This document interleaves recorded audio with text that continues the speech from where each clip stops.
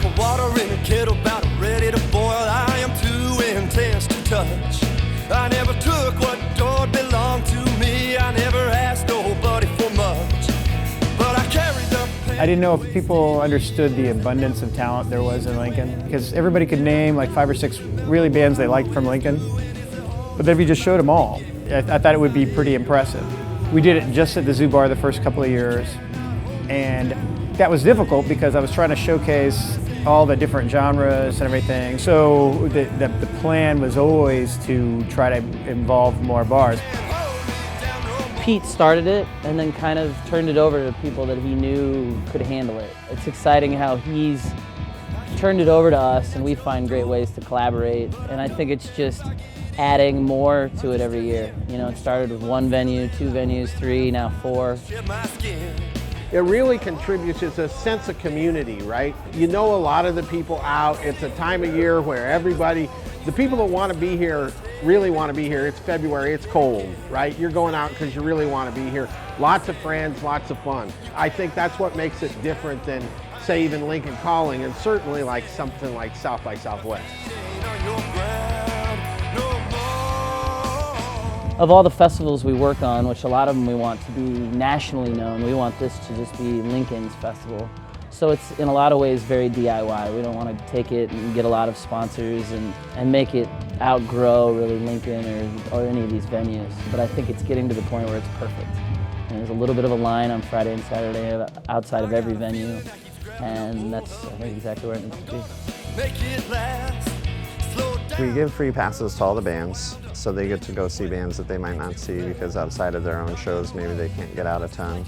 And it gives us as the organizers a chance to change it up with who would play on a show together. It makes the scene more diverse and it bridges gaps in the scene. Like, I don't know a lot of people making hip-hop music or whatever. I'm kind of limited to people who are making music like the kind of music I'm making, and so it builds connections that way. I think that Lincoln musicians are really proud of this festival, and I think most of them, if not all, put in extra practice, pull out a couple new tricks. I've seen some collaborations this week that I don't see otherwise, so I think it gives the bands a chance to put in that extra 10% that you can't have all the time.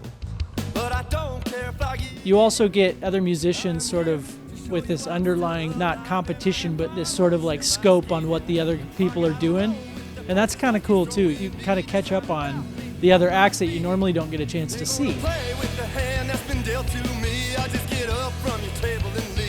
Something that I learned pretty early on with booking from Pete is that it's really hard to keep the college population involved because it rotates every 4 or 5 years. So that's always been a challenge.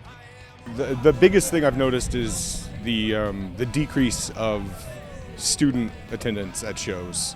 When I was making music in college, we ran the Culture Center and we used to do shows there. So we did a lot of all ages shows and brought in a lot of touring bands. And that's kind of gone away. The all ages venues, we don't really have that. It's all bars now. But on the plus side, the music scene here has totally exploded. I mean, it's huge now compared to what it was even 10 years ago. I think there's so many more there that would be into it if they just heard a couple of the bands and are just unaware. So the continued challenge, I think, not just this year, but overall, is trying to get the kids on campus to understand that $5 can go a long way. We do have 4 venues within a block of each other, and none of them really compete heavily. We all have our own little niche markets, our own nights, and it's very much a family-oriented thing. The thing that I've seen happen, which is just the essential coolest thing about Lincoln and the music scene, is that clubs organized and got together and cooperated and brought more venues into it, which is wonderful. More bands came into it, more organization, and the best part of all, more people coming down to hear music. Everywhere I go, I realize across the country how special Lincoln is. From the listeners that come out, to the clubs that work together, to the bands. I mean, the talent here is just fantastic. These are all Lincoln bands. That's the thing about Lincoln Exposed. It's all Lincoln bands. And to think that we have this much talent and this much variety of music all different styles in this one place is just mind-boggling to me, and I think everybody ought to come check it out. I've never believed in the notion that my competition is other live music venues.